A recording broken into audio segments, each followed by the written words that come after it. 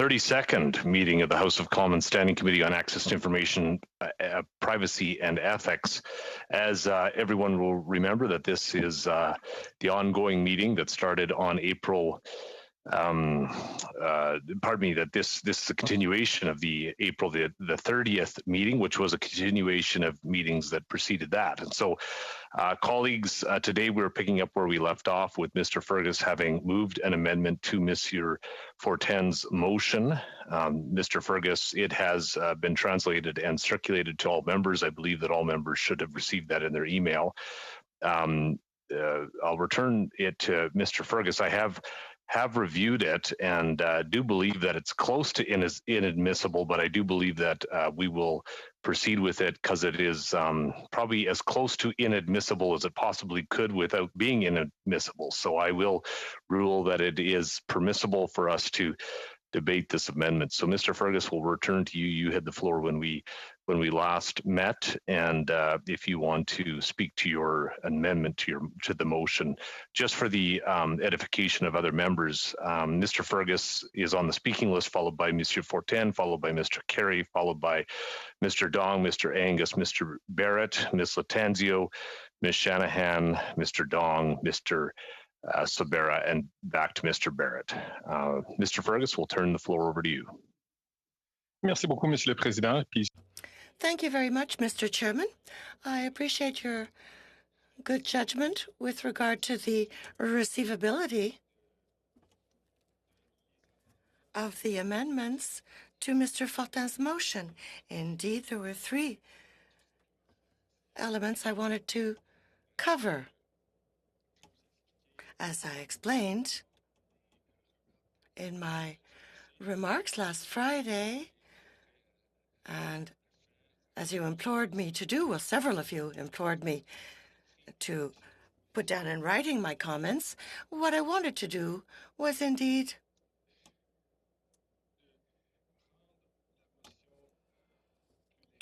to render the motion much clearer, much more factual, and in so doing, I brought 3 changes that you've all had the opportunity to read over the course of the weekend. I would, in particular, like to come back to the last part of my motion, and I will read this in English. This is be added to an annex to the main report on the study of the questions of conflict of interest and lobbying in relation to pandemic spending. Avec ces modifications, with these changes, Mr. Chairman, I believe that we'll be able to reach the greatest consensus possible amongst all members of this committee. And in so doing, this will provide us with the opportunity to pursue our work, to move on to other discussions. Mr. Chairman, I am not going to speak for too long this morning because I'm really interested in the reaction of my colleagues, especially my colleagues opposite. I'm interested in hearing their reaction to the changes I've put forward. And what I will do is listen to all of the members opposite before offering my further thoughts on this motion. That being said, Mr. Chairman, I will now give the floor to my colleagues. Monsieur Fortin, we'll turn to you. Monsieur Fortin. Merci, Monsieur le Président. Thank you, Mr. Chairman. What I understand is that we're discussing Mr. Fergus's motion, or are we dealing with my motion? We are discussing the amendment to your motion, so Mr. Fergus's amendment to your motion. Okay, alors, j'argumenterai pas sur ma motion. So I won't speak to my motion. I'll wait until it's my turn later on. But with regard to Mr. Fergus's proposal, listen, I salute his intention to move us forward. I think this is valid, and I appreciate the fact that Mr. Fergus is trying to move us in the right direction here. But for the same reason I've put forward since the beginning of this filibuster, I believe this is a process that's anti-democratic, and it's not worthy of our position. So I'm delighted to see that we're going to try to find a way out. But that being said, Mr. Fergus's proposal, well, I'm looking at it. I'm looking at the first two elements. I was saying that the witnesses hadn't appeared despite the fact that they had been called upon to do so. And what Mr. Fergus is saying is that they followed government instructions. Well, it all comes out in the wash. It's the same thing. These are instructions from the government, and I did underscore this in my opening remarks. That's what I was the most shocked. It was the fact that the ministers were preventing officials from appearing. But listen, we're playing with words here. The purpose is to report a situation that we've experienced with regard to the non-attendance of these witnesses. And Mr.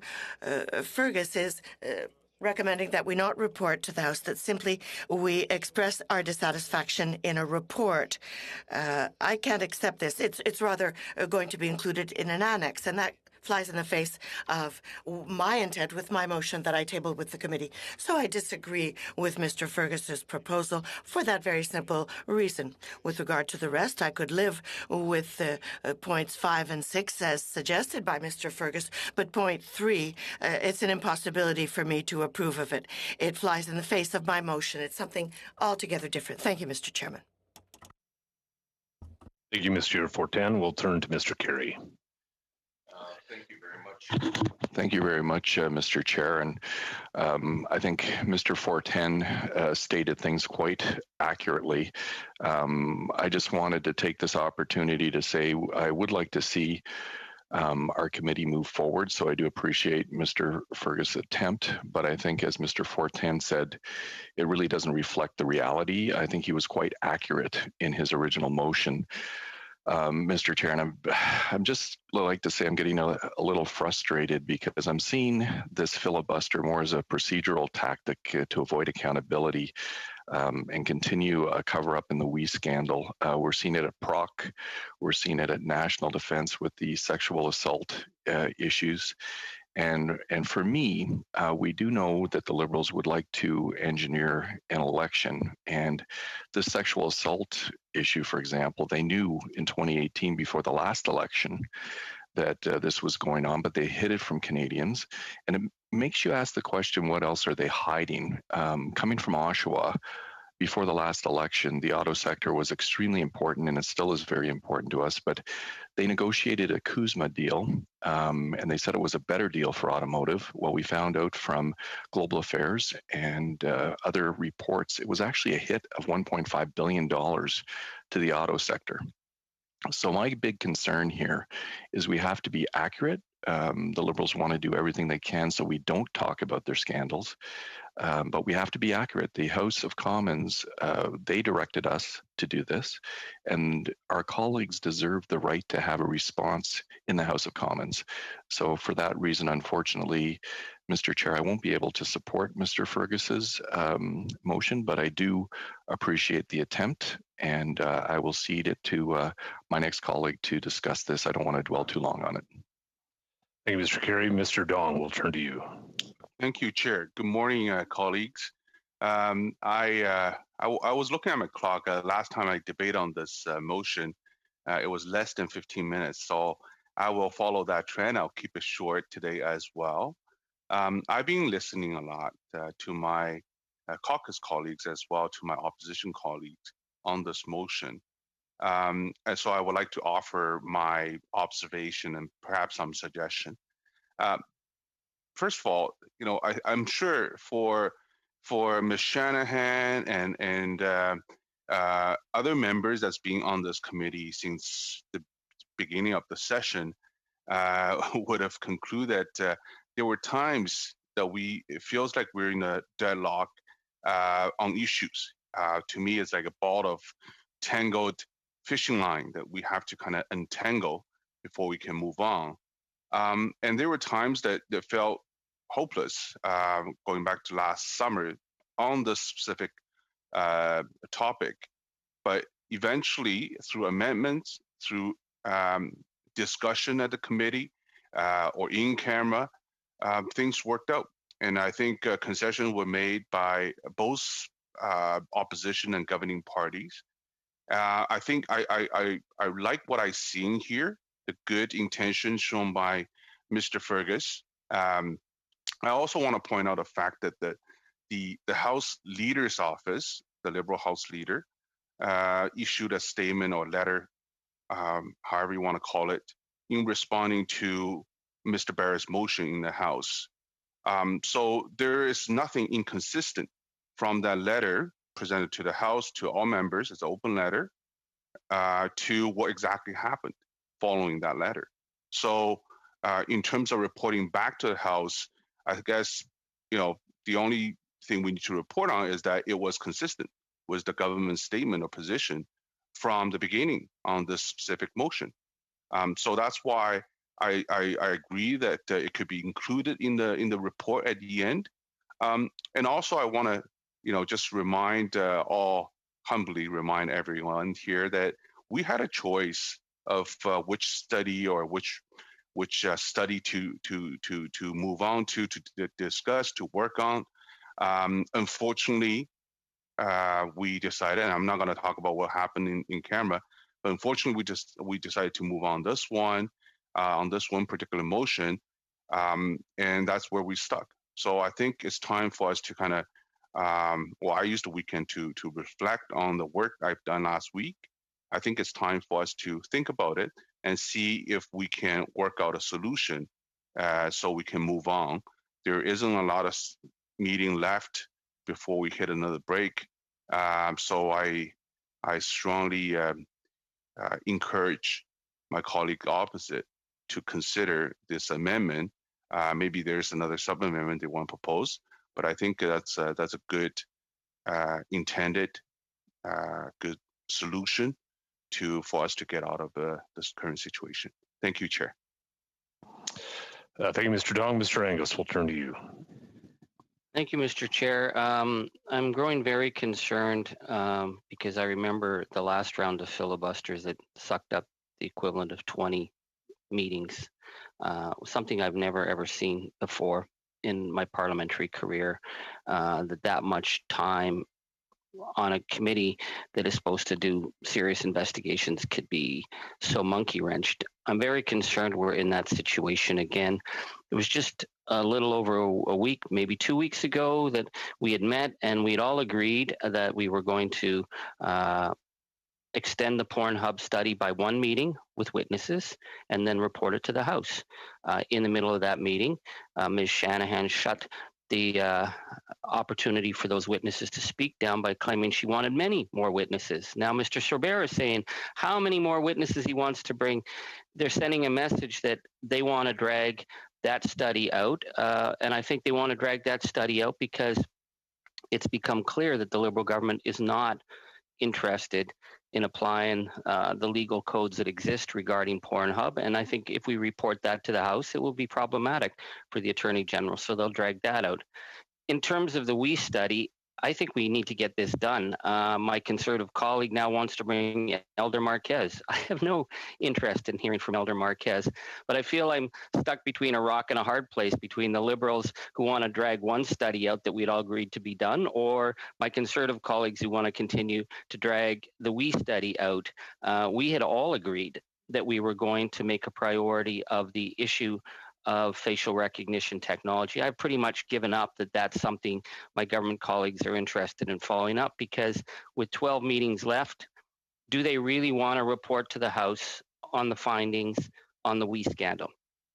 I don't think so. Do they really want us to report on the Pornhub study based on the evidence that we have? Apparently not. They want to drag that out as much as they can. So we're in a tough situation. And I would tell my colleagues, the other issue that we have to look at, we spent months trying to get answers from the top executives at so we could finish the study. And part of that were the answers from Victor Lee, who we now learn it wasn't really Victor Lee, according to his lawyer, who actually answered those questions. It was the We Charity who wrote those answers. I don't know if my colleagues have bothered to read those answers that were recently given, but they're highly problematic, and they really raise questions about the credibility of a parliamentary committee if you have witnesses simply saying it's none of our business how their financial dealings went. We don't have to give you those answers. This was about a $560 million deal with the Canadian people. It's a pretty straightforward thing. The Parliament has a right to know what due diligence was done. What was the capacity of this organization? I see on the Canada Summer Student Service Grant, Victor Lee's signature is on the agreement. Question: what financial information was requested by the Government of Canada in their decision-making process for we to be awarded the Canada Summer Service Grant? I do not know, he writes. What assurance did we give the Government of Canada that it could handle the financial load of this fund? I do not know, he writes. What payment software was in place for we to pay students through the funds earned through the CSSG? He writes, our primary system was a national payroll provider. Wow, he doesn't even say which one. Our secondary service was working with one of Canada's largest financial institutions to deliver the funds. He doesn't say who it is. This is not a joke. We're talking about $500 million to $1 billion of taxpayers' money. What was the system that they were using? Who was their partner? We don't know. Your signature is on the service contract of the Canada Summer Student Service Grant. Why was the contract retroactive to May 5th? He says, I was not personally involved with the negotiations. What assurances were you given from May 5th onwards? Expenses would be covered, though no contract was signed. Again, he says, I was not personally involved. But the issue here is that according to Wee's lawyer, it says because he, Mr. Lee, is unable to review or access the company records, he asked We Charity to help answer the committee's questions. So are we to believe that the We Charity executive doesn't know who authorized the spending of money on May 5th when there was no contract signed? I will be returning on this issue when we have the final documents all presented, but I think it's highly problematic for our committee, regardless of your political stripe, that you could be given such disregard and answers. In terms of their corporate ownership, why were we asking these questions? We were asking questions about corporate ownership with because we wanted to be able to know how the money flows. That's a pretty straightforward question to ask. And we still don't know. So one of the questions was, who is the registered owner of Era Valley from Mama's Corporation? He writes, I do not know. Well, that would be we executives saying they do not know. Well, we have documents that say that this corporation was owned by Mark Kielburger. It's one of their flagship operations, their flagship operation of selling bracelets, which they say is empowering women. If it's a private company of Mark Kielburger, well, that certainly raises questions. So how many of the other we companies are private or partly owned by the brothers or family members? And he says that that's outside the committee's mandate and refuses to answer. I think that's highly problematic. First of all, why are the we executive deciding what's within our mandate to ask in terms of due diligence and funding? This is why we had to ask them back a couple of times, because we are dealing with a signed agreement that would have given them $500 and some million in the first round, and maybe upwards of $900 million. We have a right as parliamentarians to know how the money flows. To be told they don't know who runs these corporations or they're not going to tell us is not on in my books. Not when we're dealing with a supposed charity that raises money in our kids' schools. And again, Mr. Chair, I'm going to be returning to this, but I'm asking my colleagues to start reading up on these documents, because I think this is something we need to address, regardless of what else happens at this committee. We need to be able to actually have a sense of whether we got clear and honest answers or whether we got played. And as a parliamentarian, I don't like my committee time to be wasted by witnesses who are not going to give us answers. We ask how many for the list of the schools that were built, because their lawyer wrote to us and said, we has built 1,500 schools. I believe they had built 1,500 schools. I had no reason to doubt that. But then questions were raised. Questions were raised about donor manipulation. It would have been the best, simplest option for them to shut down all that concern by simply showing us the list. Here's the 1,500 schools we built. 1,500 schools, by the way, is the equivalent of one school every 5 days for 20 some years. That's an incredible machine for building schools. And yet they can't tell us where the schools are. I find that extraordinary. If you're raising money, if you're out there, you're on the ground, you're doing this, you would know where those schools are. And yet they tell us that it would take too much time to find out. I've spoken with people who are in the field working in international development. You know where your projects are. You have to know where your projects are. So this question of the 1,500 schools, where are they? Who built them? Were they built? We know some schools were built, and I'm not doubting that some schools were built. I'm not doubting that some really good work was done. But I am questioning why a parliamentary committee can be told it would be too hard to find out where all our schools are. They said it would take them months. Well, we gave Mr. Lee and we well over a month and a half to come up with this. The question of schools was well over 4 months in the public eye. I would think that if your business model is based on telling people that you built schools, you would have been able to supply that answer to Parliament right away. But instead, we get told they can't tell us. So I'm going to be returning to this matter once we've seen all the documents. I want to make sure that we know what's in every document, but whether or not we were given the straight answers, I'm asking my colleagues to consider this as something bigger than our partisan interests. This is about the role of Parliament to actually get answers and to be able to report to Parliament. So with that, I would say I think Mr. Fergus's motion is problematic, but I'm willing to vote on it, and I'm asking my colleagues to stop these filibusters. Let's get down to business. We have the report to finish. We have to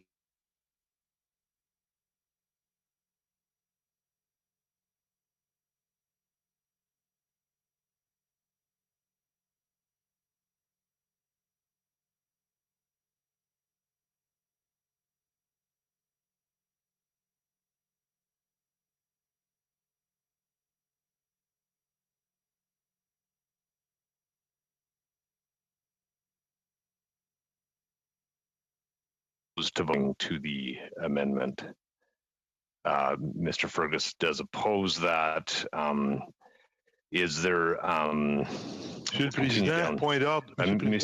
Monsieur Fortin. Est-ce que le proposeur de... I would like to know whether the mover of a motion is allowed to say that he's not ready to vote on his own motion. Doesn't that go against procedure or even logic? No. Point of order. It is uncustomary to allow for a vote until such time as the speaking order is exhausted. Mr. Fergus's name is on the speaking order, and so I was just polling the members generally. I'll return to the speaking order as I have it in front of me now. Mr. Barrett, we'll turn to you, Mr. Barrett. Okay, thank you, Chair. So we're back again, and the filibuster continues. We have this amendment in front of us for consideration, and having just heard Mr. Angus's comments with respect to the important work that our committee has done to this point, and the important work that our committee had planned to do, it is unfortunate that we find ourselves in this situation with having burned the equivalent of 20 meetings in the fall, and now we're into a burn of our, of the twilight of this committee and this session of Parliament. It's important that we do get work done. A lot of it, depends on good faith, though, on operating in good faith. And so the motion to call more witnesses, when we were hearing witness testimony, hearing survivors' testimony was not consistent with the agreement or the understanding that we had, and was certainly disruptive in that meeting, and didn't speak to a willingness to move forward in a collaborative way. And we've seen this pattern at other committees, and with committees chaired by Liberals, when there's problematic issues, the committees just don't meet. They get canceled. Defense Committee is dealing with sexual misconduct in the military, and the chairs canceled the meetings for this week. So we need to make sure that we don't get locked into a filibuster and just lose all of the work that we've done. Mr. Dong spoke about the compromises or the progress that the committee was able to make earlier in the year. And we have her testimony following those votes happening. And so it's important that we're able to move forward. Mr. Angus talked about in last week, I had made comments about potentially calling witnesses whose testimony could be included in our study on conflict of interest in pandemic spending, on the WE scandal. And look, I'm a pragmatic guy. I'm prepared to move forward, but we would need a commitment in an open meeting from members on the government side that they're going to commit to a timetable to conclude the report on that study. So that's how we do that. That's how we we're going to have to make our commitments in open session in these meetings, so that everyone knows where they stand. So with this motion that we have in front of us, I support in its original form. We have an amendment put forward by Mr. Fergus, and if this is an overture to end the filibuster, I would offer a compromise on the compromise, and I would be prepared to vote on it.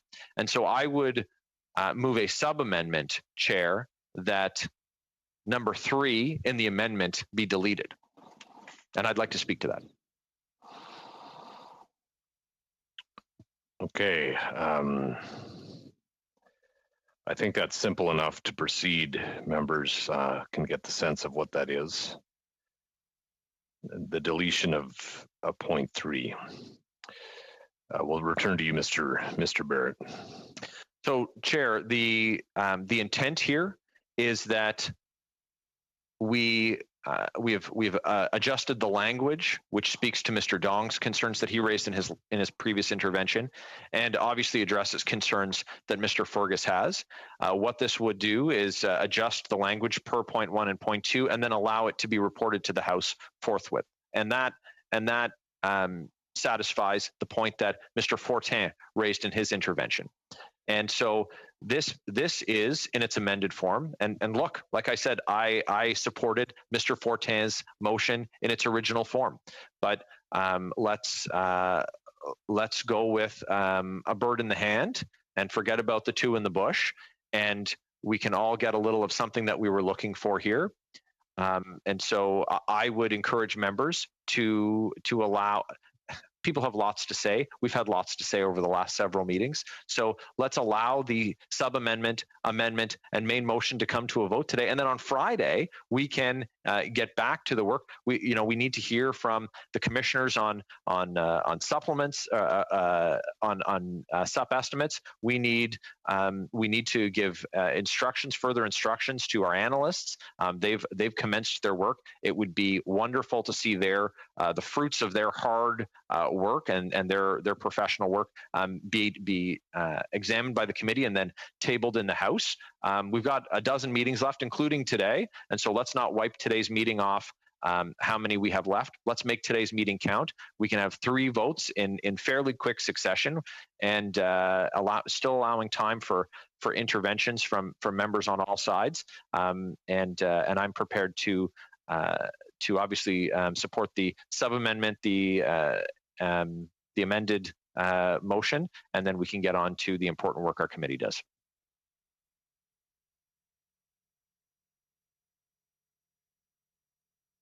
Thank you, Mr. Barrett.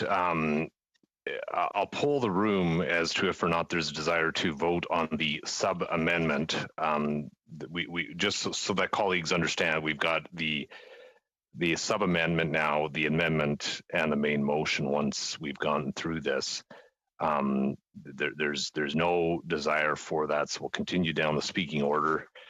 Ms. Latanzio, will turn to you on the sub amendment. Exactement, c'était ma question, Monsieur le Président. Yes, that was my question. I wanted to know whether at this point we must only speak of the sub-amendment and the amendment, or are we actually discussing everything? We are only on the sub-amendment. Once we have voted on this, once we've disposed of the sub-amendment, we can return to the amendment and then the main motion. So right now we're only debating the sub-amendment. Et une fois qu'on And then once we've debated the sub-amendment, Mr. Chair, then on principle, we should have a vote and then we come back to the same process for the amendment. I just want to be sure. That is correct. Yes, that is correct. Bon. Alors, Very good. So we will have to come back in the same order. So I'll be the next person to speak on the amendment. Is that right? This is the challenging part with regards to these meetings when I have a speaking list, is to figure out if you'd like to get back on the amendment. I'd encourage you to have your hand raised in the unless there's a willingness, colleagues, just so that now that we're all clear as to what we're doing. If there's a desire to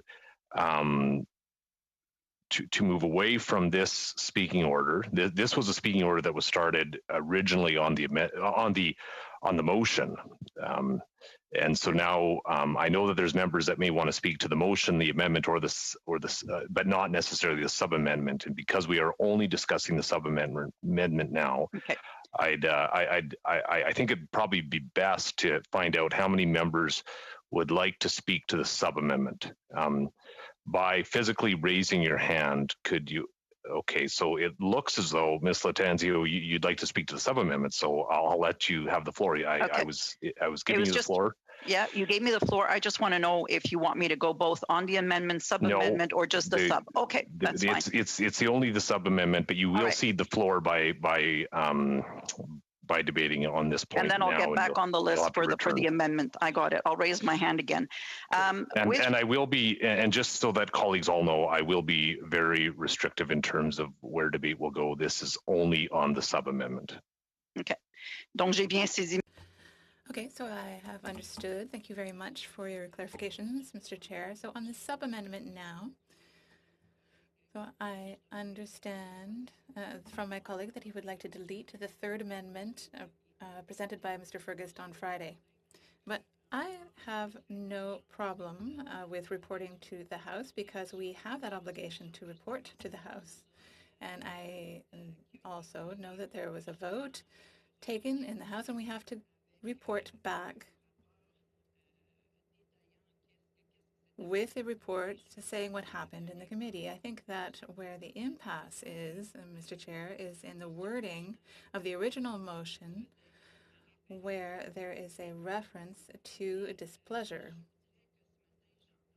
But this morning, I'm hearing different ideas. I'm quite concerned about what's happening in this committee. I've heard that. I've heard that we must work in good faith. And even someone proposed a work program with deadlines. And I remember I proposed that very thing a few weeks ago and saying that we really did want to conclude this study. And at the time, I said, well, perhaps we could add more witnesses. And that's the pattern that we've been seeing in this committee. So we are acting in good faith. We start a study, we hear witnesses, and then all of a sudden there are additions and more additions. And really, I think that if we listen to what my colleagues have said, who've also in the past discussed how we got to this motion, well, really, the motion that we have before us is about a study that was originally very simple and got more and more complicated and became bigger in scope because we started to study other issues that were added on. And I get the feeling that we have moved away from the essence of the original motion. But I will save my arguments for when we come back to the original motion. But it's important to be clear. At the beginning, there was a contract. The contract was never carried out. That's essential. And who has paid the price for that? Well, students have paid the price. And then, all of a sudden, we found ourselves in a number of meetings, many meetings, and many witnesses. So here we're discussing the sub-amendment, and I think that we do have the obligation to report to the House. And I think that what my colleague has done in changing the wording and saying very clearly, without hiding anything, that the witnesses did not appear before the committee, and he says clearly that this issue should be added to an annex to the main report on the study of questions of conflict of interest and lobbying in relation to pandemic spending. It seems to me that it's very clear. It explains exactly what happened. We talked about the reasons endlessly, but it's clear. We have nothing to hide. We will state it clearly. And honestly, I do not see why there is disagreement on that issue of reporting. So we have a proposal now, a sub-amendment saying that it has to be stricken out completely and we're not going to discuss it. So does that mean that the wording will just try to stand alone? So when we're not happy with something, what can we do? Well, we have an option to express our displeasure. We can vote for or against something, and if we're not happy with something, we can vote against it. So I am perfectly comfortable with this committee reporting on the facts, but I am not at all in agreement with trying to delete the part that talks about reporting to the House, and I support the amendment proposed by my colleague, Mr. Fergus. Thank you, Mr. Chair. Thank you. The next person on the speaking list is Ms. Shanahan. Ms. Shanahan on the sub-amendment. Oui, merci beaucoup, Monsieur. Yes, thank you very much, Mr. Chair. I disagree completely with the sub-amendment. And I understand. I think I understand.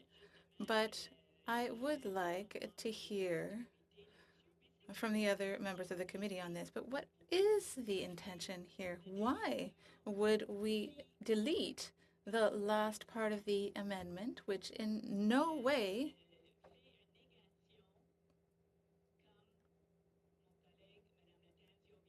contradicts, as my colleague Ms. Latanzio just said, the principle that we are going to be reporting to the House? We are very much aware in this committee that all of the work that we do must be reported to the House. That's the way things are done. To say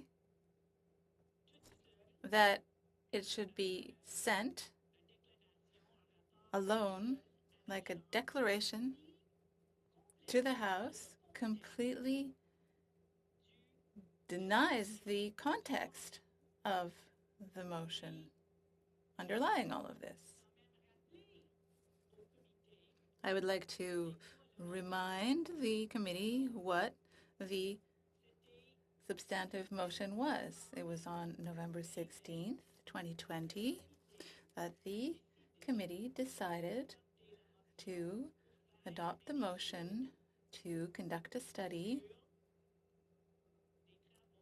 on the work with regard to the Canadian Student Services Grant, including the work carried out by this committee to examine the protection measures aimed at preventing conflict of interest in federal government spending, public spending, the We Charity, and the Canadian Student Services Grant, the administration of the grant, etc., and that this study include, and there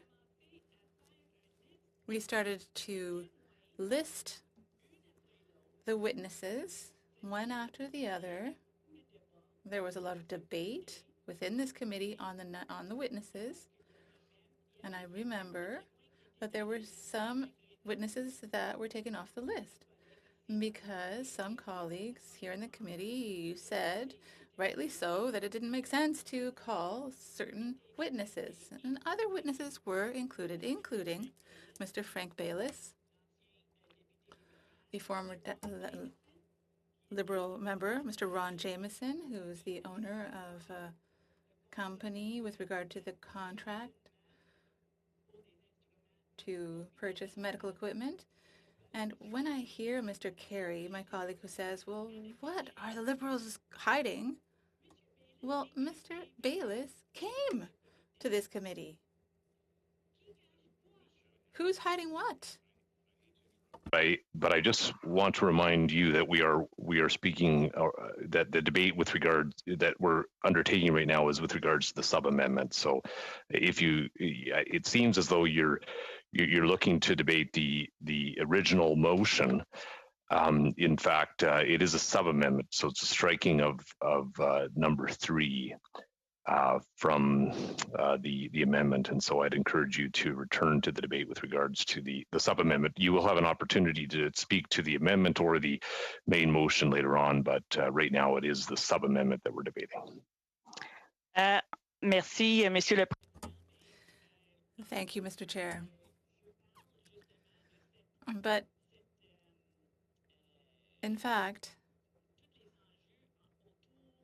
I'm talking about all of the issues surrounding the witnesses who appeared before this committee and the witnesses who did not appear before this committee, and I think that that is the subject of the sub-amendment. So we can see the intent here. Mr. Barrett says that he wants our work on this motion, and for those who are listening to us can go back and see how many witnesses were there. David McNaughton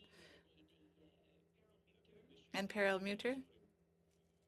There may be some confusion, Ms. Shanahan, because the sub-amendment is with regards to the striking of number 3. And so I'd encourage you, Ms. Shanahan, to move to debate the sub-amendment. And then you'll have an opportunity to debate the other points at the other stages. But I would encourage you to move to the debate with regards to the sub-amendment. Appel au règlement, Monsieur le Président. Point of order, Mr. Chair. Point of order, Mr. Fergus. Merci beaucoup, Monsieur le Président. Thank you very much, Mr. Chair. I would just like to better understand what you've just said, because it seems to me that the scope of the sub-amendment that we are discussing does, in fact, deal specifically with the issues that Ms. Shanahan is raising. Because, yes, I have made it very clear that we are moving to the debate with regards to the sub-amendment, which is the striking of number 3. And so this is with regards to reporting back to the House in the form in which it will take. And so it is the striking of number 3, point number 3, which is the debate on the sub-amendment. I will now encourage members to move to a debate with regards to the sub-amendment. I'm happy to entertain more broad discussion on other points, but with the sub-amendment, this is very specific. I fear that if we get into the debates on the other points, that we'll have a redundant and repetitive debate when we move to debates on those portions of the amendment and then the main motion. And so right now we are debating simply the sub-amendment, which is striking of number 3. Ms. Shanahan. Chair, number 3 on Mr. Fergus's amendment. That is what the sub-amendment is referring to, not number 3 on Mr. Fortin's amendment, Mr. Fortin's motion. Pardon me. Yes, that's right. So as you're aware, you will have plenty of opportunity to debate those larger points down the road. But right now we are on the sub-amendment. Thanks, Ms. Shanahan. And so my understanding is that Mr. Barrett's sub-amendment wants to delete. Well, maybe you should say it. What are the words that Mr. Barrett wants to delete? It is number 3 of Mr. Fergus's amendment. I'm sorry, I don't have it numbered in front of me. I just have a different version. No, it has been circulated by the clerk, and it is numbered. Ms. Shanahan, if you'd like to maybe check with your office as to where your copy is, we can move to the next speaker if you're not prepared to debate the sub-amendment. Chair, on that point of order. Point of order, Mr. Barrett. Chair, on that, there's just if there is confusion about the sub-amendment, Mr. Fergus's amendment included, and they were numbered 1, 2, and 3. Point 1 began the point 5, and it concludes with March 25th, 2021. Point 2 begins with and point 6 be deleted, and then concludes with March 25th, 2021. And point 3, which is the nature of my sub-amendment, my sub-amendment is to strike point 3. It says, and the words, quote, that the committee report these events to the House of Commons in order to express its dissatisfaction, close quote, be replaced with, quote, that the non-attendance of witnesses be added to an annex to the main report on the study of questions of conflict of interest and lobbying in relation to pandemic spending, close quote. So to be clear, my sub-amendment is to delete from Mr. Fergus's amendment all of the words after and the words, and concluding with the end of his amendment, which is pandemic spending. Thank you, Mr. Barrett. That isn't necessarily a point of order, but I think it might help clarify Ms. Shanahan's confusion. And so we'll turn back, Ms. Shanahan. We are specifically debating the sub-amendment, and I'll ask the clerk to just recirculate that to members so that there's no confusion henceforth. Ms. Shanahan, are you prepared to debate the sub-amendment? Yes, I am, because indeed, and I do thank Mr. Barrett for his reading of it, because indeed that is exactly the point that I am making, is that the sub-amendment, by deleting that text from Mr. Fergus's amendment, it completely confounds the whole sense of the work that we are trying to do here, as cobbled together as it is. Donc, pour moi, so for me, I am obviously against the sub-amendment, and we can see Mr. Barrett's intention, and it's to not finish the overall work. It's to take part of it out of context and send that to the House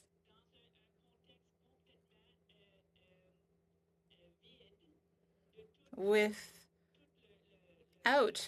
having any of the work and analysis that we usually do in reports, without that context. So that is why.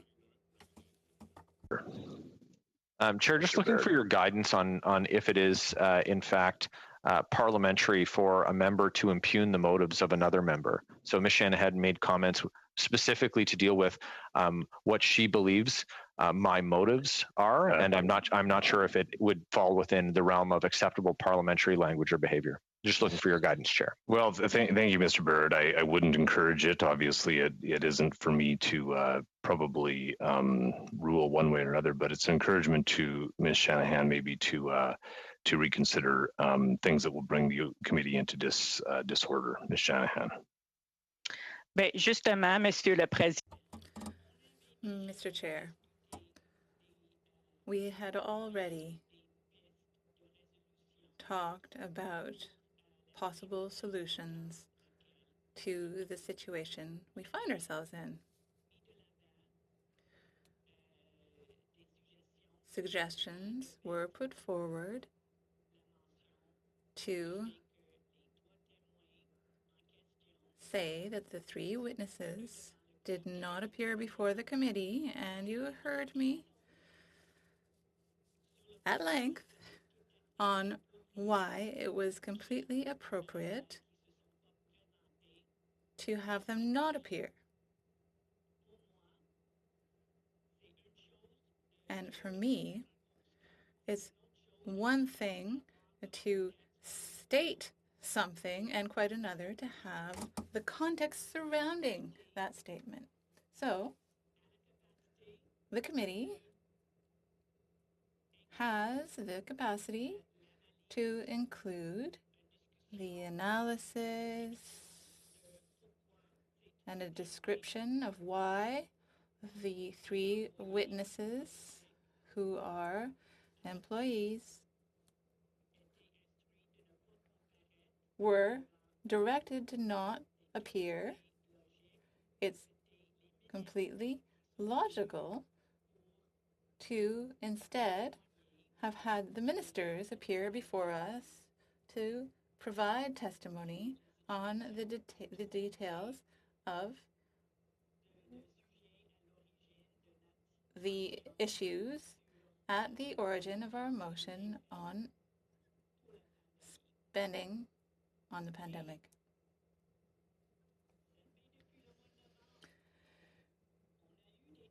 And it's been since November. We have witnesses who appeared before the committee. We've seen in other committees 5,000 pages of documentation, hours and hours of witness testimony, and we can't finish our report? No, we can't finish our report when there is no willingness to actually finish the work. Because if we send just a piece of information to the House, what does that mean? Well, that we're going to go fishing for more? So that's what I've heard this morning already. I've heard that the Liberals have something to hide. Mr. Chair,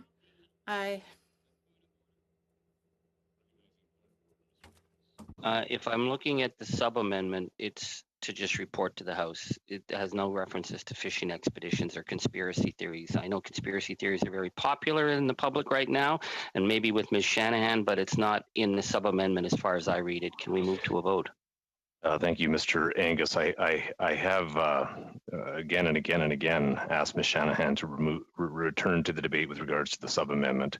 I would strongly encourage her to do so. I will move to the next speaker if Ms. Shanahan, if you're unable to return to the debate at hand. Ms. Shanahan. Merci, Monsieur le Président. Thank you, Mr. Chair. It's funny to hear my colleague talk about conspiracy theories because all of the story with Regowan and the We Charity is in that sphere. But I'll come back to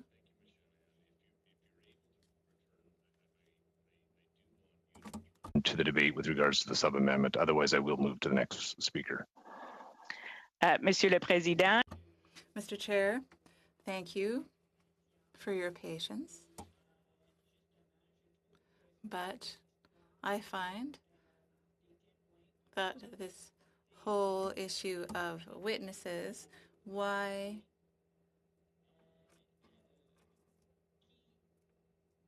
report on certain witnesses who had nothing to bring, that we got the information anyway, why do we need a separate report? We do not agree at all with the sub-amendment. The amendment, as it was proposed by Mr. Fergus, does what it is supposed to do. it reflects the reason for our study, and I think that it represents all points of view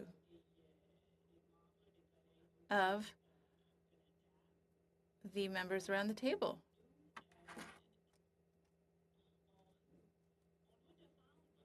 We have to defend the principle.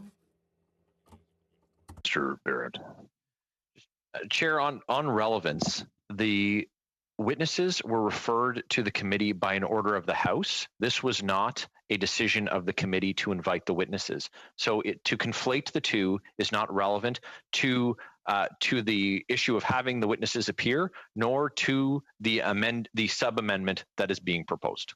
Thank you. I think that's debate, but it is a demonstration that I think members are getting caught up in the different stages that we're undertaking. Ms. Shanahan, again, it sounds like you are moving now to the discussion with regards to the amendment, debate with regards to the amendment. You will have an opportunity to speak to that once we move to a vote on the sub-amendment.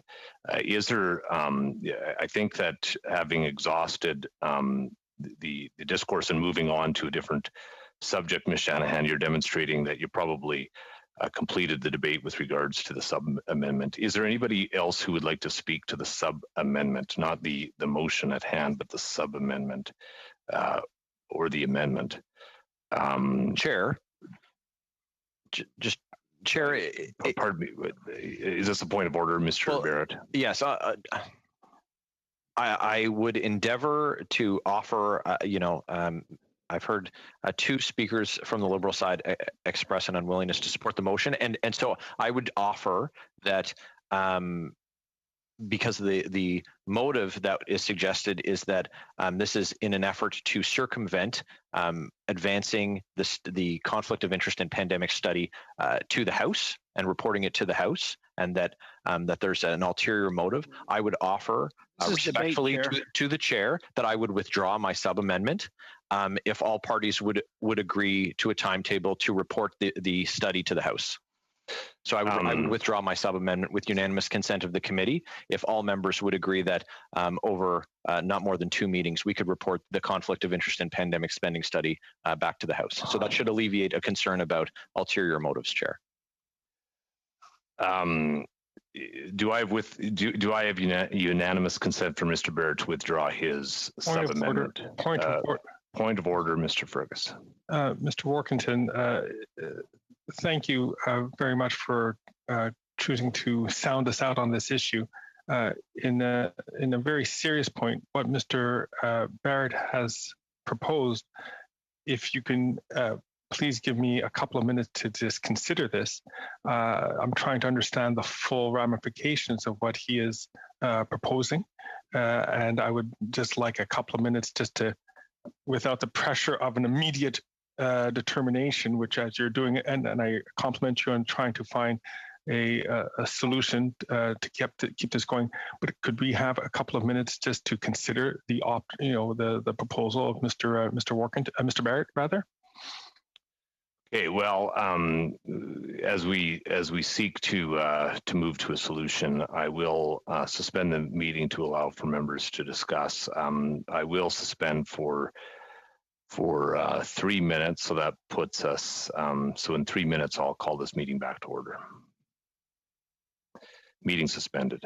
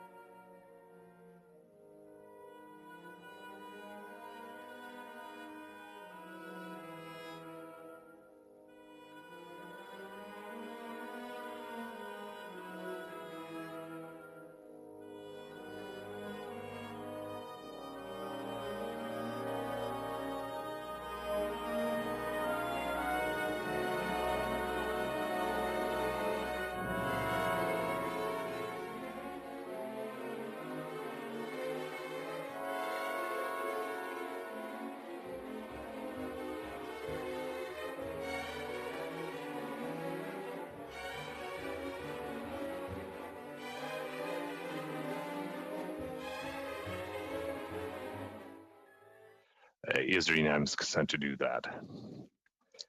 Mr. Dong. Point of order, Chair. I just want to clarify this.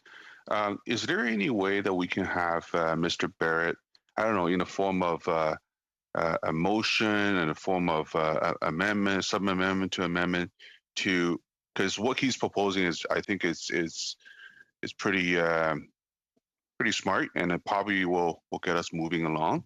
I just want to try to understand this. Is there any way that we can have him, send us an email or so I can understand from reading it? Just to me, my understanding is he's withdrawing his sub-amendment to Mr. Fergus's amendment, and he's asking the committee or everyone's commitment to deliver the report on this study within the time frame. Is that so? How do we put this in writing as in a form of motion? I look to my colleague Mr. Angus. He's been on this for many years, so maybe he can chime in. Well, we'll turn back to Mr. Barrett just to clarify exactly what he's asking for, and then I believe that there may be. Well, Mr. Barrett, I'll turn back to you. So thank you, Chair. So my proposal is just an agreement between honorable members to do basically what you said, Mr. Dong, and that's that if we get UC to withdraw my sub amendment, I would be prepared to support Mr. Fergus's amendment to then support the main motion.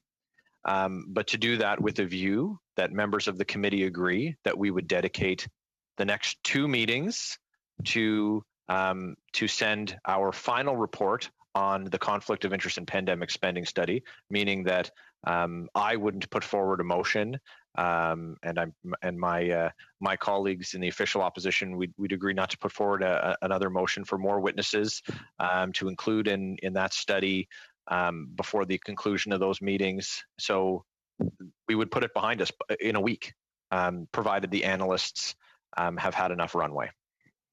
Okay, so the challenge is that there are 2 different parts here.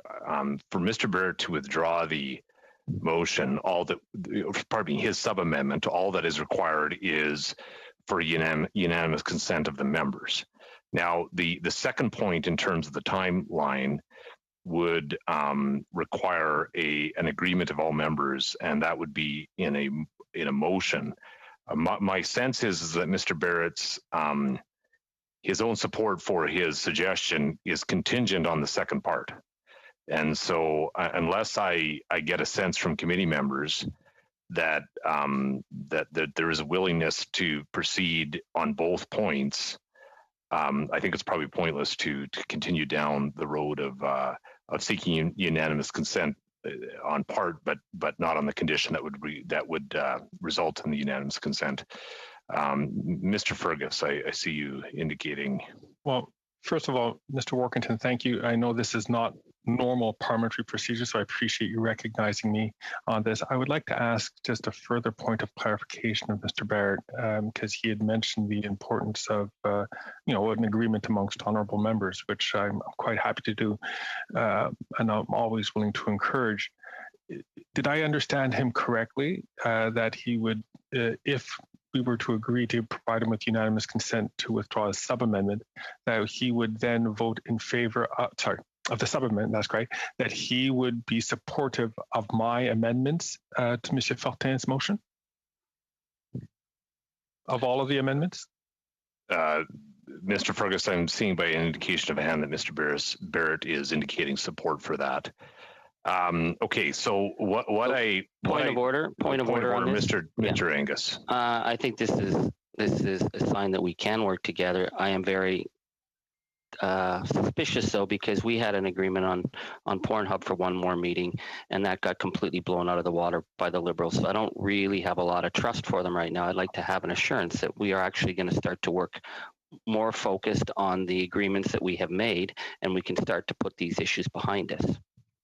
So colleagues,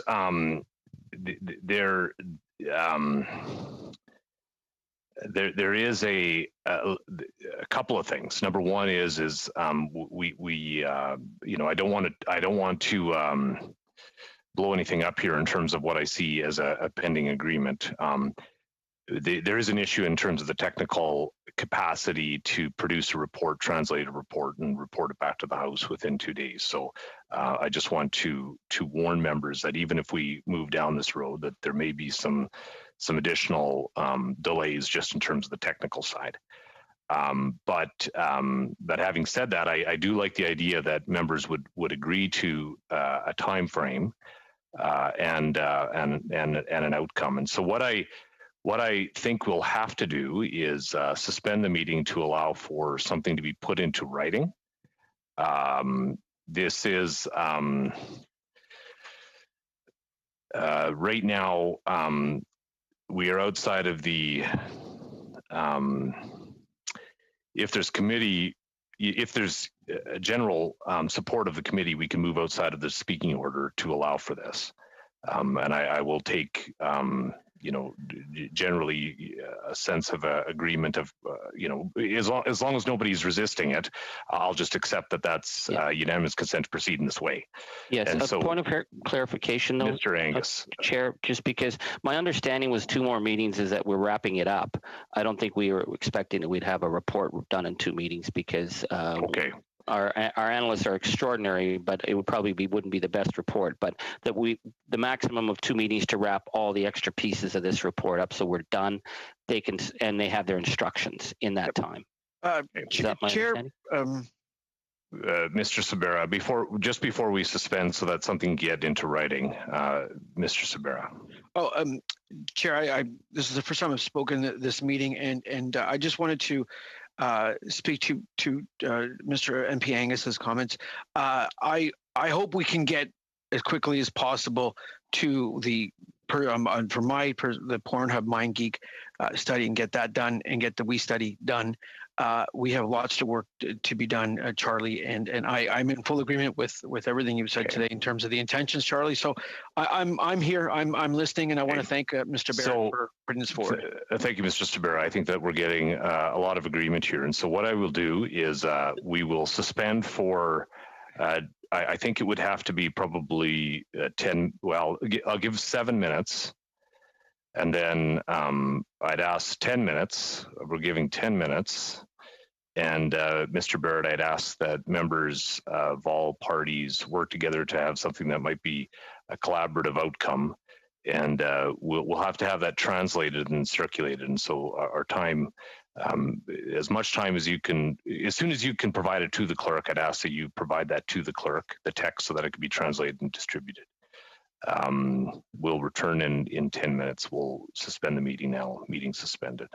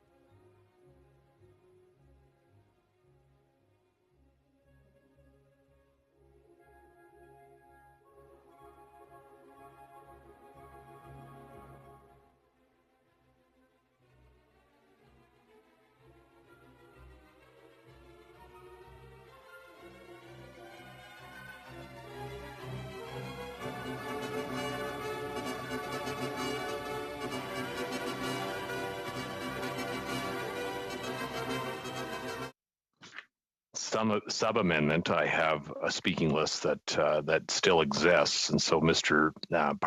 Shanahan will still has the floor. Mr. Dong, Mr. Sabera, Mr. Barrett, and then Mr. Sabera, Mr. Fergus, Ms. Shanahan, Mr. Angus, and Ms. Latanzio.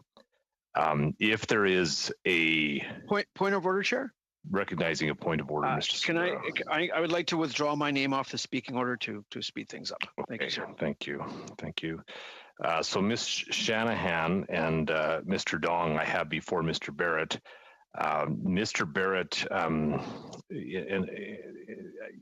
I suspect my sense is that his own condition to his own unanimous consent support for withdrawing his motion would be the condition of the later point, which is this other motion. And so I suspect what would be helpful right now is that we wait until the new motion, the proposed motion, could be translated and circulated so that committee members can either support or not support, and then we can probably move through this expeditiously. Mr. Barrett. Chair, so the motion, my proposal is in both official languages and has just been sent to the clerk. I believe it's been received, and so it's just being distributed as we speak. And following the consideration of, there it is in everyone's mailbox, Chair. Yeah, I see it here now. Okay, folks, let me suspend for the next 3 minutes to allow members to read and to review. I think that's the courtesy that would be helpful. We will now suspend for 3 minutes to allow members to read. Meeting suspended.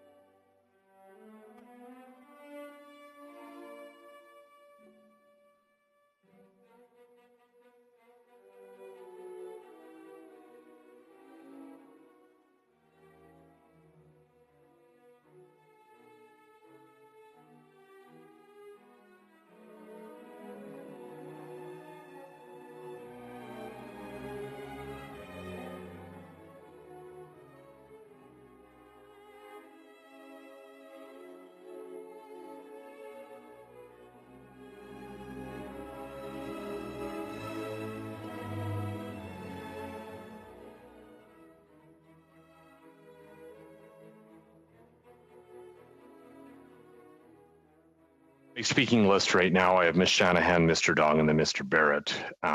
Currently, just so that we're all clear, I know that it's been a little bit unorthodox what we've done over the last number of minutes with the attempts to build a consensus and to build some type of resolution to what has been a very, very lengthy meeting. It's gone on now for days. Ms. Shanahan still has the floor. Mr. Dong has the floor on the debate on the sub-amendment.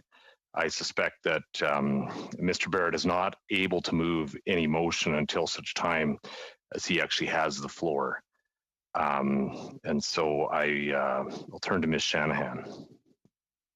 Well, thank you, Mr. Chair, and I do see this as a positive point of order, Mr. Chair. Just Ms. Shanahan, I don't think is aware that her camera is off.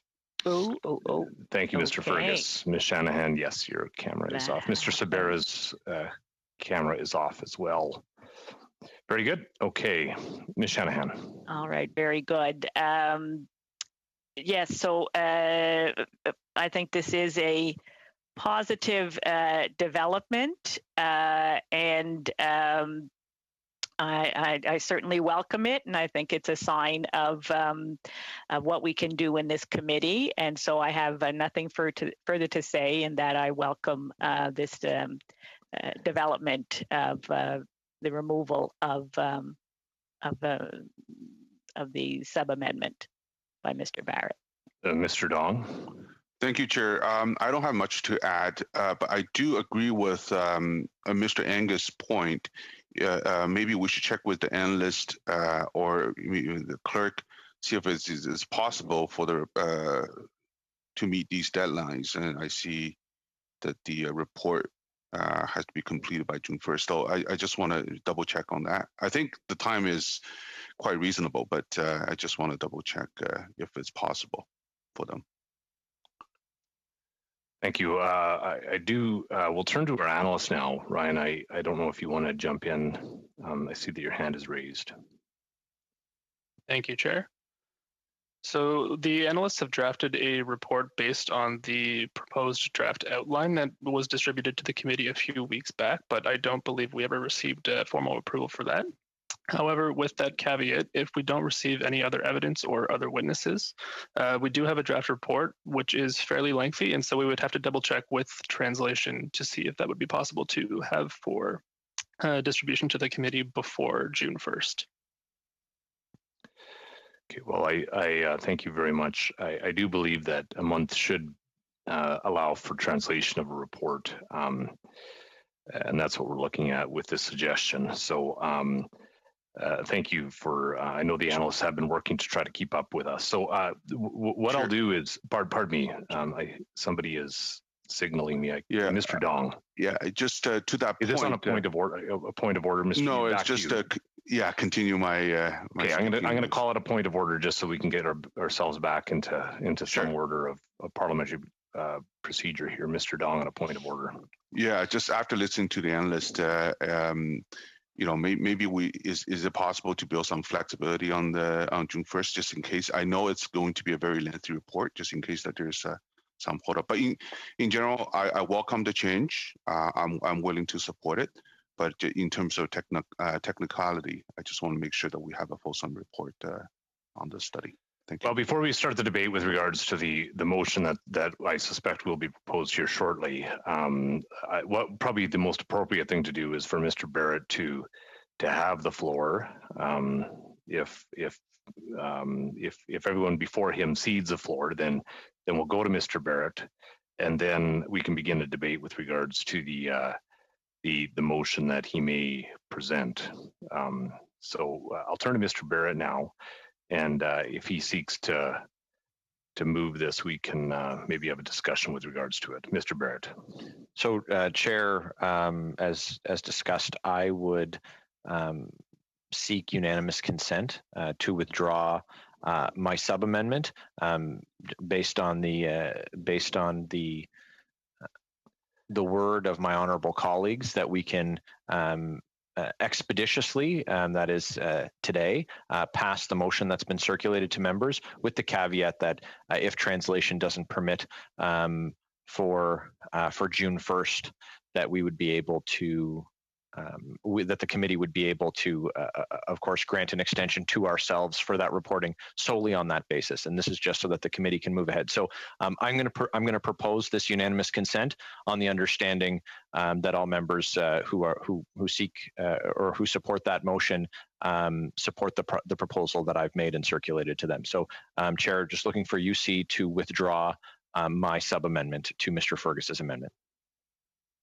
Is there unanimous consent to do that? Seeing that there's nobody, Monsieur Fortin. Juste une clarification, Monsieur le Président. I just need a clarification, Mr. Chair. I agree with what Mr. Barrette is proposing, but what I understand here is that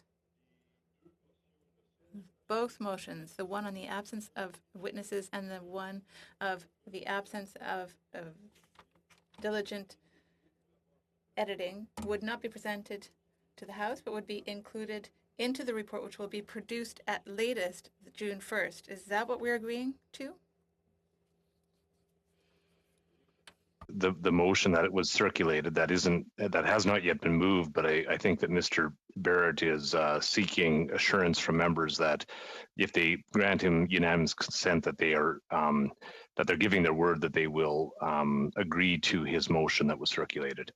Okay, I think that is what he is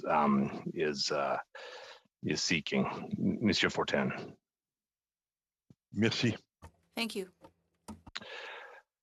Okay, I'll just call again. Is there unanimous consent to the withdrawal of Mr. Barrett's sub-amendment? Anybody opposed? Not seeing anybody opposed. That is now done. That is carried. So with regards to the Mr. Barrett, I'll turn back to you. I suspect you're looking to propose a new sub-amendment. No, Chair. I would move. I would just ask the Chair to move to a vote on Mr. Fergus's amendment, and once we've disposed of this motion, then with consent of colleagues, I would move the motion that was circulated. Okay, that's probably the better way to do it. We'll move then to a vote unless there's any opposition to the vote on Mr. Fergus's amendment to Monsieur Fortin's motion. So all those in favor of Mr. Fergus's amendment. Sir, could we have a recorded vote? Is there any? We'll go through the roll call. Pardon me. This would be much easier, Madam Clerk. I'm wondering if you'll move to go through the roll call. Thank you, Mr. Chair. The vote is on the amendment of Mr. Fergus. If you're in favor, say yay. If you're opposed, say nay. Mr. Dong. Yay. Mr. Fergus. Oui. Ms. Latanzio. Oui. Ms. Shanahan. Oui. Mr. Sobara. Oui, merci, clerk. Mr. Barrett. Yay. Mr. Carey. Yes. Monsieur Gould. Oui. Monsieur Fortin. Oui. Mr. Angus. Yes. Mr. Chair, that is 11 yeas. The amendment is now passed. Moving to a vote on the motion. I think that there's consent to move to the main motion as amended. Clerk, if you'll go through the roll call again, I believe that there's consent to move forward on this. Thank you, Mr. Chair. The vote is on the main motion as amended. Mr. Dong. Yes. Mr. Fergus. Oui. Madame Latanzio. Oui. Madame Shanahan. Oui. Mr. Sobara. Oui. Mr. Barrett. Yay. Mr. Carey. Yes. Monsieur Gould. Oui. Monsieur Fortin. Oui. Mr. Angus. Yes. Mr. Chair, that is 11 yeas. Thank you very much. The main motion is passed as amended. Thank you, colleagues. I think that there's general consent to move to Mr. Barrett, and then we'll go through the speaking list. Just a point of order, Mr. Point of order, Mr. Fergus. Unless, Mr. Chair, you exercised your vote, I'd just like to clear for the record to Madame Greffier that it would be 10 votes in favor, none against. for both votes. Thank you, Mr. Fergus. My apologies. Thank you, Mr. Fergus. We're thankful to our clerk for keeping us in line and keeping us on our toes. And Mr. Fergus, thank you for pointing that out. I did not vote. That is correct. Mr. Barrett.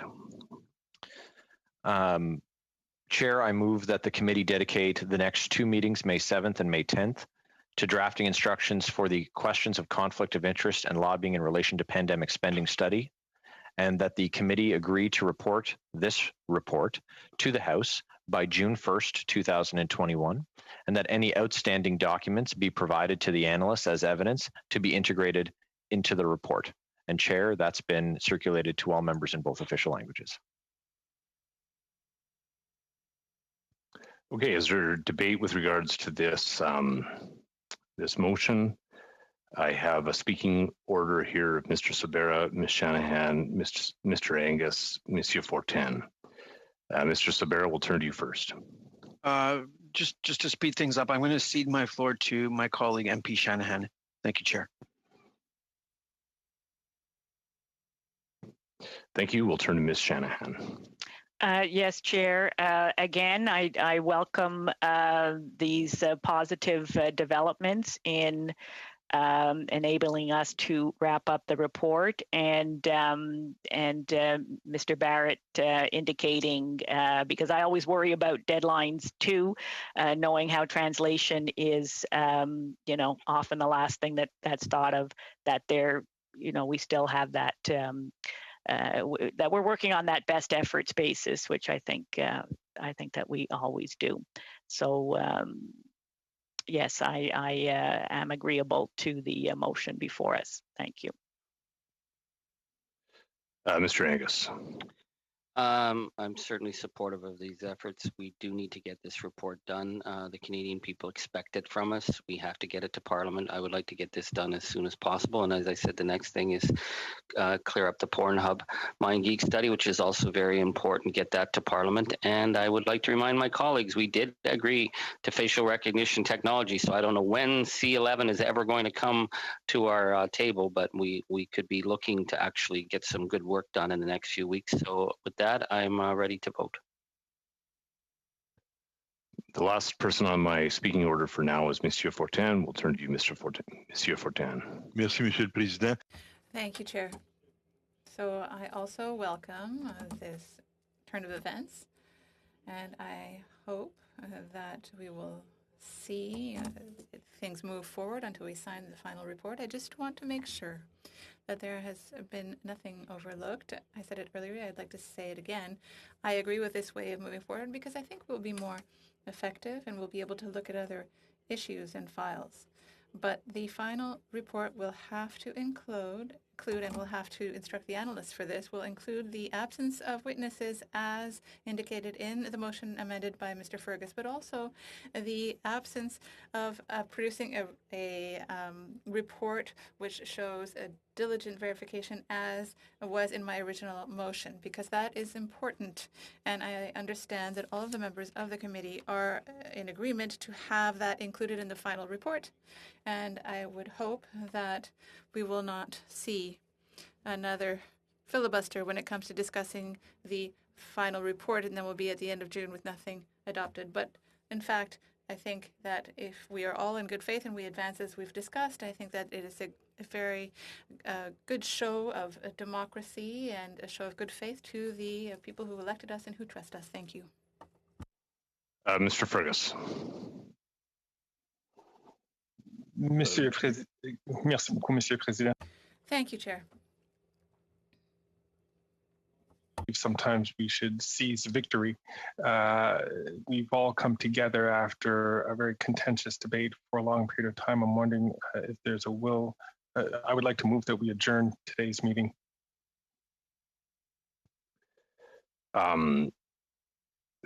Seeking an adjournment.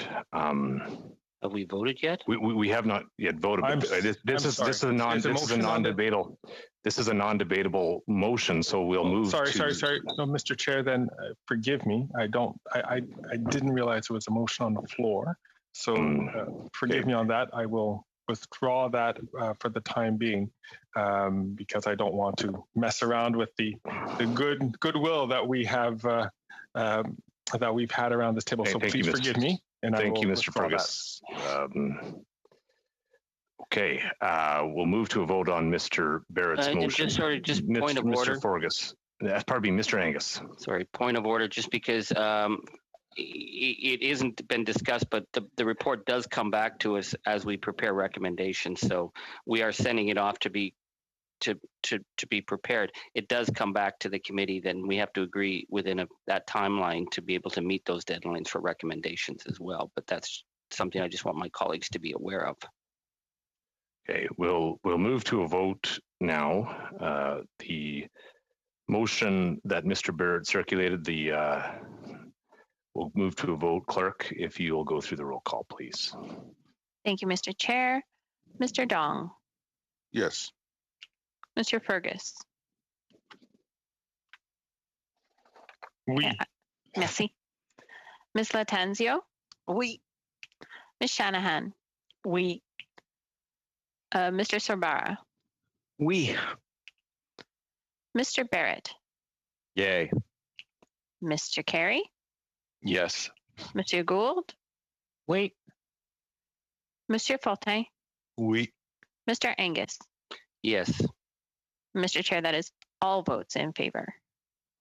Thank you, colleagues. Colleagues, what I'll do is I'll ask the analyst over the next couple of days. The clerk will circulate the draft, the work that's been done thus far, to allow for members to review that before we meet next time, and that'll give everybody a chance to be prepared for our next meeting, because I know the analysts have done some work with regards to it, and it'll allow members to get up to speed as to where they're at, and then be able to provide suggestions and clarifications and additional recommendations at that point. But I do see we have one of our analysts. With a raised hand, I'm hopeful that we'll turn to you. Thank you, Mr. Chair. I just wanted to specify that we obviously rewrote the draft in one language, so it would also require translation to send anything. So normally the way we proceed is we just would send like a final draft to get translated. But of course, if the members have questions at the next meeting, we can tell them and you also have the outline, so we could provide information and details about what's in the report as it is drafted right now. And but it would be hard for us to have anything translated and yes, thank you. I think I misspoke there. It's the outline that I believe has been translated, and so I'm not sure that it has been circulated to all members yet, and so we'll make sure that gets circulated to all members Monsieur le Président, to allow them to review. Monsieur Fortin and then Mr. Orr. Point of order. I just want to be sure that I'm understanding things properly. The draft report will be distributed in both official languages, right? Not only in English? Because we have to work in both official languages. I don't think I'm surprising anyone by saying that at this point. I just must say that for us, it's a deal breaker. And you are right that it is a practice of this committee and all committees to only circulate documents that have been fully translated. And so, of course, that would be the same moving forward in this process. Mr. Angus. Thank you, Mr. Chair. I thank all my colleagues for showing up ready to work today. I put forward a motion that we now adjourn. That's a non-debatable motion. Clerk, I wonder if you'll go through the roll call. Jesse Brady. Thank you, Mr. Chair. Mr. Dong. I believe it must be something I said during my debate to get Michael to propose such either a yay or nay. Yes. Mr. Fergus. Yes. Oui. Madame Latanzio. Yes. Madame Shanahan. Yes. Mr. Sorbara. Oui. Mr. Barrett. Yay. Mr. Carey. Yes. Mr. Gould. Wait. Monsieur Fortin. Oui. And Mr. Angus. Yes. Mr. Chair, 10 yes. Thank you. Thank you, Clerk. Thank you, colleagues. Meeting adjourned. Merci tout le monde. Bonjour.